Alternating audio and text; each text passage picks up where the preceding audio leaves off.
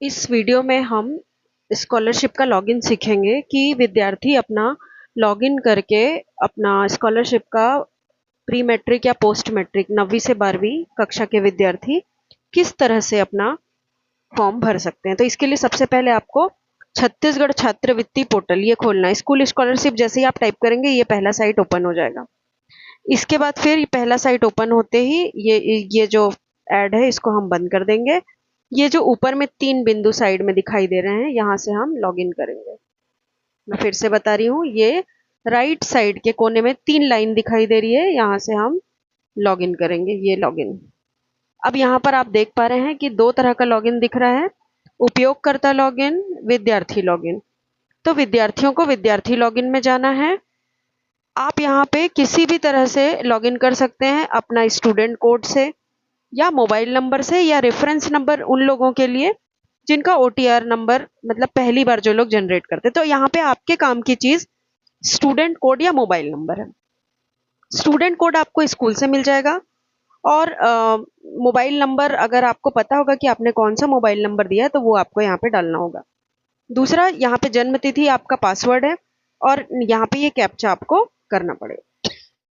तो यहाँ पर हम एक स्टूडेंट का एंट्री आपको करके दिखाएंगे ताकि आप आसानी से सीख सकें। जैसे यहाँ पर मैं एक स्टूडेंट का स्टूडेंट आईडी टाइप कर रही हूँ। तो ये हमको डेट ऑफ बर्थ डालना है।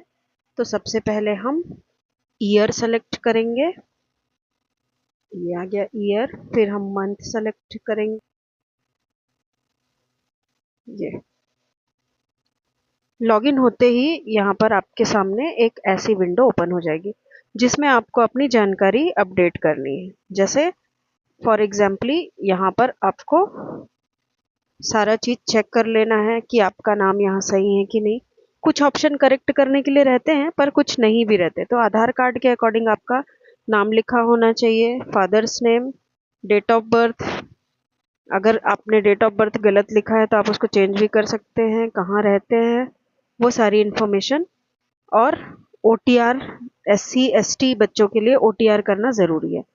अब पिछला उत्तीर्ण वर्ष कौन से ईयर में आपने पास आउट किया, पिछले साल आप कौन से क्लास में थे, और यदि आप 11th क्लास के लिए कर रहे हैं तो आपने कौन सा सब्जेक्ट लिया, साइंस लिया है, कॉमर्स है या आर्ट्स है, वो सब आप देख के चूज कर लेंगे।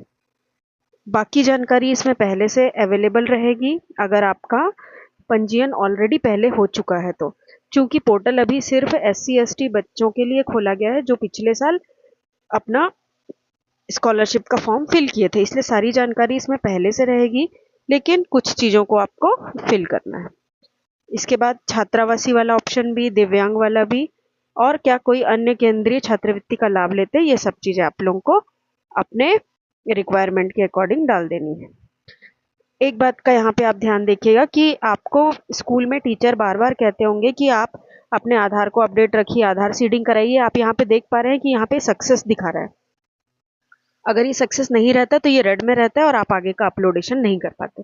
यहाँ से 100 KB में करके हमको फोटो अपलोड करना होगा और यहाँ से हम जाति प्रमाण पत्र का नंबर डालेंगे। तो जाति प्रमाण पत्र का एक आवेदन संदर्भ क्रमांक होता है जिसे हम ARF नंबर कहते हैं। वो नंबर यहाँ पर टाइप करने से ये ऑटोमेटिकली अपलोड कर लेता है। तो यहाँ पर हम इसको नंबर को एंटर करते हैं और देखते हैं कि ये कैसे अपलोड करता है। यहाँ पर मैं ये जाति प्रमाण पत्र का, अगर आप गलत नंबर डालेंगे तो ये तुरंत बता देगा कि आपने गलत डाला है। ये देखिए ये आ गया, ये जिसका भी है। आप यहाँ से पढ़ लीजिए कि आपका ओपन हुआ है कि नहीं, फिर उपरोक्त जानकारी मेरे द्वारा सत्यापित की जाती करके आप इसको सबमिट कर देंगे। सबमिट करने से ये अपलोड हो जाएगा। ठीक इसी प्रकार आपको अपना आय प्रमाण पत्र का ARF नंबर डालना होगा। तो मेरे ख्याल से आपको काफ़ी आसानी से चीज़ें समझ में आ रही होंगी कि किस तरह से आपको एंट्री करनी है। यहाँ पे हम आय का ARF नंबर डाल देंगे, तो वेरीफाई करेंगे। अगर गलत रहता है तो ये वेरीफाई नहीं करता है। ये ये देखिए, ये आय प्रमाण पत्र का भी डिटेल आ जाता है। इसको फिर सबमिट करेंगे। इसीलिए आप लोगों को आय और जाति बनवाने कहा जाता है क्योंकि उसके बिना ये एंट्री नहीं लेता है। फिर आपका अगला आ जाएगा निवास प्रमाण पत्र। तो इसका भी ARF नंबर, इसीलिए आपको तहसील ऑफिस से बनाने को बोला जाता है, क्योंकि उसमें ARF नंबर रहता है। उसके बाद फिर ये भी वेरीफाई हो जाएगा। ये ये देखिए, ये भी वेरीफाई हो गया। फिर इसको भी हम सबमिट कर देंगे। इसके बाद हम फ़ोटो अपलोड करेंगे। पिछले साल यहाँ फ़ोटो अपलोड की गई थी, पर वो यहाँ पे अभी शो नहीं होगी व्यू करने पर, तो इसलिए पहले इसको आपको डिलीट करना होगा। उसके बाद आपको इसको फिर से अपलोड करना होगा चूज़ फाइल करके।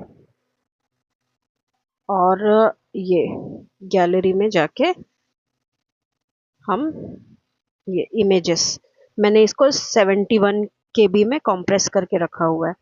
अगर ये ज़्यादा केबी, ये 100 KB तक का बस लेता है। आप डिटेल में चेक कर लीजिए कि क्या ये 100 KB से ज़्यादा का है, तो वो नहीं लेगा। तो फिर आपको क्या करना है, उसको कॉम्प्रेस कर लेना है। तो ये इस तरीके से अपलोड हो गया।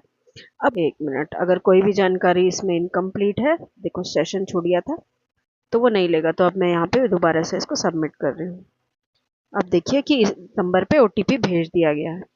तो अब हमें यहाँ पे OTP सबमिट करना होगा, तब फिर ये कंप्लीट। OTP सबमिट करने के बाद आपको मैसेज यह डिस्प्ले में आ जाएगा कि विद्यार्थी का नवीनीकरण सफलतापूर्वक किया गया। इस प्रकार आपका कार्य पूर्ण हो जाएगा। यहाँ पर महत्वपूर्ण बात यह है कि ये OTP वगैरह जो है वो सिर्फ SC और ST विद्यार्थियों के लिए लागू होता है। OBC तथा अन्य विद्यार्थियों के लिए थोड़ा सा तरीका अलग है। उसका वीडियो मैं बाद में अपलोड करूंगी, क्योंकि फिलहाल यह पोर्टल सिर्फ SC ST विद्यार्थियों के लिए खोला गया है। इसके आगे का प्रोसीजर स्कूल लॉगिन के द्वारा वहाँ के टीचर करेंगे। तो आपको इतना कार्य पूर्ण